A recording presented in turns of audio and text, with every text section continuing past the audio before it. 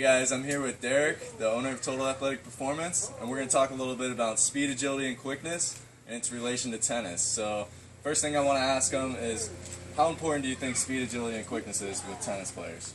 I mean, right now it's the name of the game. I mean, if you look at some of the top players on the tour right now, they're some of the fastest guys out there, and they have cat-like quickness. So it's something that we really got to generate on the academy side of things to be able to really associate what the tennis player needs to do. It's not just going out there hitting a tennis ball for 4, 5, 6 hours a day. They got to be able to incorporate the speed, power, and agility aspect of it as they move forward.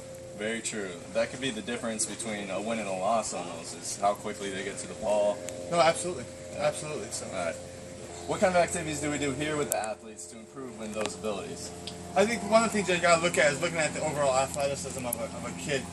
Just because you're looking at a tennis player doesn't mean that you always want to be tennis specific with them, because they're doing that day after day on the court as well. So we want to look back at the athletic side of things and really improve their foundation of that. So we got to look at some linear speed, lateral speed, and how we get about those different things. Is we'll teach kids how to do a wall drill, for instance, to be able to hit on the acceleration point, to understand that they have to go from the baseline to the net as quickly as possible, and then how to decelerate, because you got to go from go back and forth. And then we do a lot of things through the hurdles and ladders to teach foot placement on the inside outside edge of the foot as they move forward. So what do you think the importance is of assessing your athletes? I think one of the big things is that you got to make sure that you're making forward progress.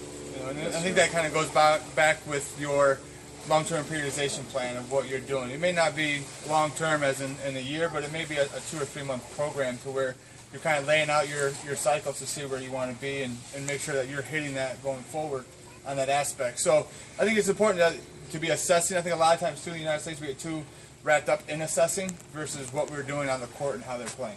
So I think you want to do that once in a while, but not make that a huge focus of where you're at within your athletes. All right, so for my project, I chose 6 of the top tennis players here, and I wanted to assess their initial speed, agility, quickness, where they're at right now, and then a month later assess them again to see for improvements with the stuff we do in between that time period. Do you think it's possible for them to improve in a month time span? Yeah, absolutely, absolutely. Because I think one of the things is, like we talked about earlier, is about breaking down that foundation and be able to put in the correct habits of that.